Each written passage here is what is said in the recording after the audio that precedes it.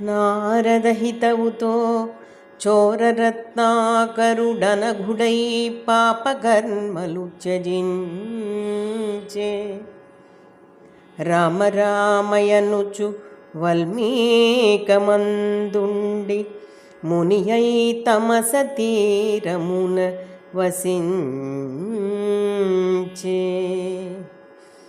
క్రౌంచపక్షి మరణ విచలిత హృదయుడై మానిషాద ప్రతిష్టమని వచించే. సీతకాశ్రయమిచ్చి శ్రీరామ భక్తితో రామాయణాది కావ్యము రచించే. లవకుశుల క్షాత్ర విద్య భారము వహించే.